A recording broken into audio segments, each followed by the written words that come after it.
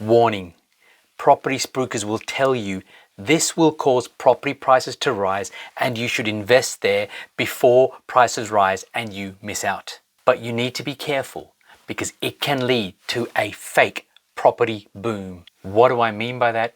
I mean a market where prices seem to rise initially only to come back down again. What am I talking about?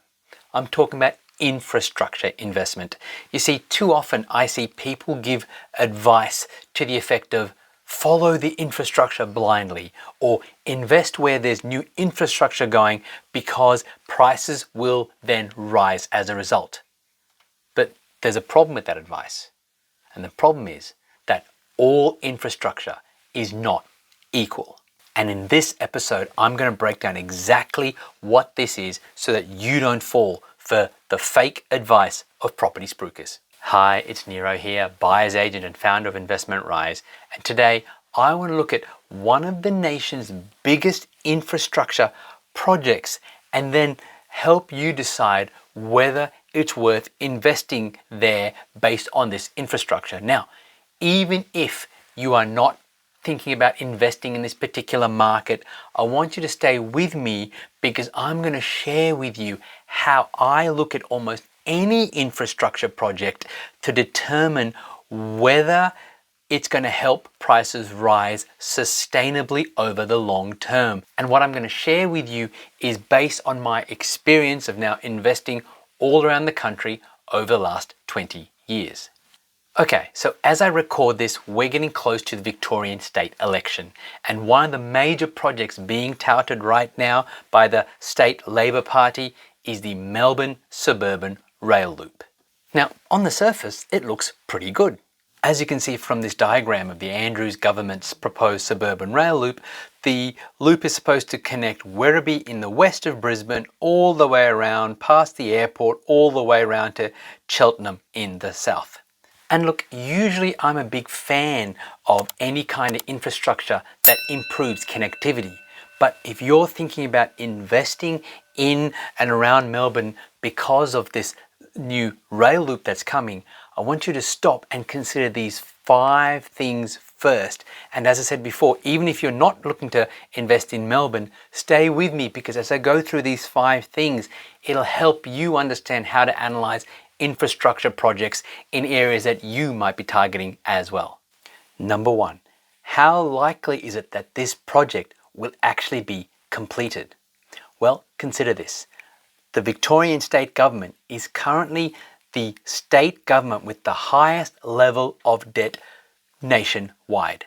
So if we look at Victoria's net debt as a proportion of gross state product, you can see this yellow line is rising quite steeply. Okay, but even before the pandemic, Victoria's net debt was rising. In the financial year when the coalition last came to power, that was 2010 to 2011, the state owed about $11.8 billion in net terms, which is equivalent to just 3.6% of the gross state product, or GSP. However, by 2018 to 2019, just before the pandemic derailed the state economy, net debt had leapt to $25.5 billion, which was equivalent to about 5.5% of GSP. But by the end of 21-22, net debt had quadrupled to $101.9 billion, or 19.8% of GSP. And according to the predictions in this year's state budget, by 2025 to 2026, it will hit $167.5 billion, or 26.5% of GSP, the highest since the early 1970s. And that's before factoring in any new spending and borrowing needed to finance new building projects announced since the budget in the shadow of the upcoming election, including billions for new and upgraded hospitals. So when debt is so high, where is the state government going to get the money from? Now this is where it gets a little murky. Enter the federal government, which has said that it will commit $2.2 billion to part fund the $34 billion first stage of this major project. But there's just one problem. Labor's, and this is federal Labor's, $2.2 billion Victorian Rail pledge not properly assessed. The Albanese government's $2.2 billion commitment to Victoria's suburban rail loop has not been signed off by the independent assessor, Infrastructure Australia. Now, who's Infrastructure Australia? Well, the government body that was set up to ensure that Australia gets the infrastructure investment it needs and that it doesn't get politicized.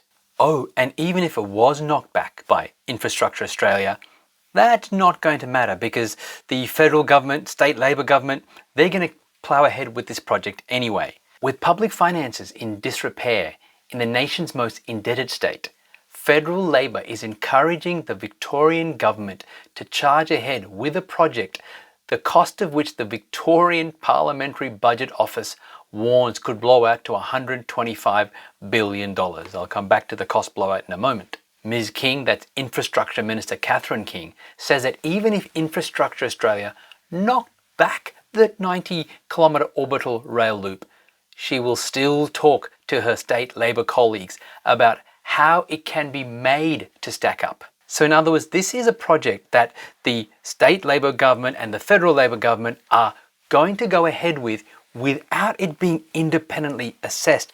And when you see projects that are happening without proper due diligence, that's when you need to pause and think about whether it's really going to help property prices rise in value. And when it comes to whether this project is actually going to go ahead and be completed or not, have a look at this.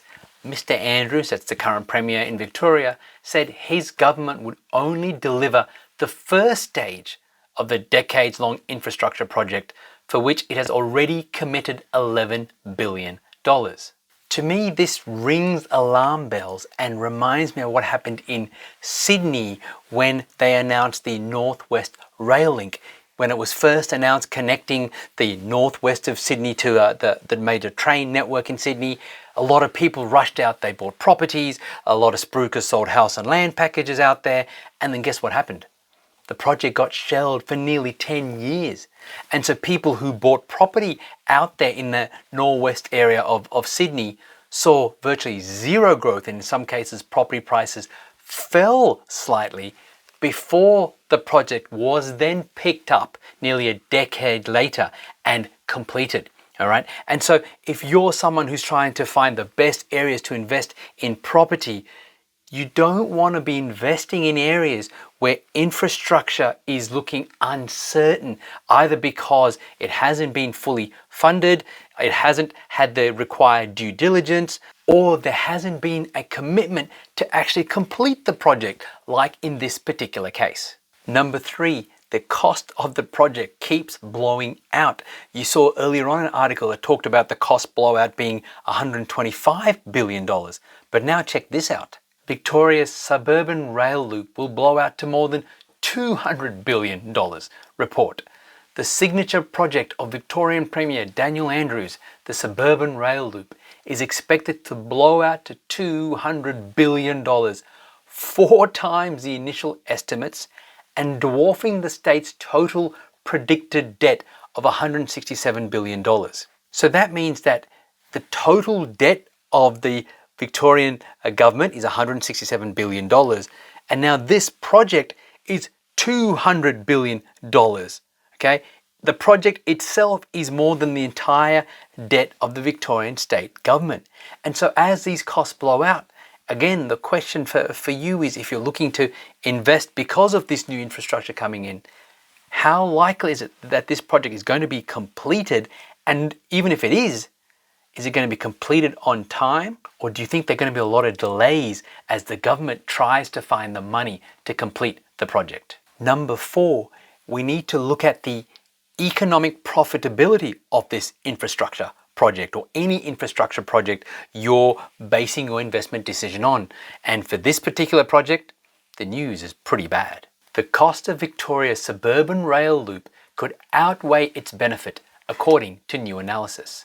New analysis of Victoria's suburban rail loop suggests the project's cost could outweigh its benefit. Victoria's Independent Parliamentary Budget Office, PBO, has released more of its assessment of the project after being asked to evaluate the rail loop by the Victorian opposition. The PBO found the first 2 stages of the project had a benefit cost ratio between 0.6 and 0.7, indicating that it was likely to result in a net social cost. So what that means is that for every dollar spent on this project, the return is only 60 to 70 cents. Does that sound like a smart economic decision to you? And then number 5, rather than house prices rising as a result of this new infrastructure project, they could actually fall. Residents fear Melbourne's rail loop project will tank house prices. Thousands of unlucky residents in Melbourne's southeast living above the proposed suburban rail loop could face a hit to home values or be prevented from extending their homes or even putting in swimming pools because of sweeping rules to control development above the tunnels. To pave the way for the first $33 billion eastern leg of the Andrews government's signature project, a new planning regime has been applied to its 26-kilometre length through the so-called Special Control Overlays, SCOs. So if it sounds like I'm being extremely harsh on this major infrastructure project, it's purely because this is how I analyze any infrastructure project when determining the impact on property prices, especially in the short to medium term, because you don't want to be the person who buys a property based on some new infrastructure project and then sees no growth for 10 years. That's certainly going to slow down your ability to create the results that you're looking for. So therefore, if you're looking to analyze infrastructure projects, look at the economic viability. Look at the costs and the cost blowout. Look at whether the government is actually committing to complete the entire project or just certain stages of it, okay? And then look to see, well, what's the impact on property prices based on this project? Because just because it's a new project, a new road, a new whatever, that does not necessarily guarantee that property prices will rise. And if you don't do your research correctly, you can end up buying a property in the wrong location and regretting it for many years to come. Hi, it's Nero here again, and thanks so much for watching. If you like what you saw and you're looking for a proven recipe, a blueprint on how to build a property portfolio that gives you passive income, then click the link below this video and get a copy of my book, Wake Up Wealthier, How to Build a Property Portfolio that pays you an income each and every month. Okay, when you click the link and you download your book, you can get both the digital version and the audio version in case you don't like reading.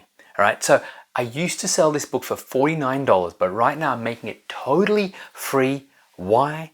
Because I want more people to get this information, and I know that a segment of you will then like what you see in the book and choose to reach out to find out more about our services. But even if you don't, if you're serious about building a property portfolio that pays your passive income, then you really want to get my book, Wake Up Wealthier. It contains the secrets that I have fine-tuned over the last 19 years. It's totally free for a limited time. Click the link below.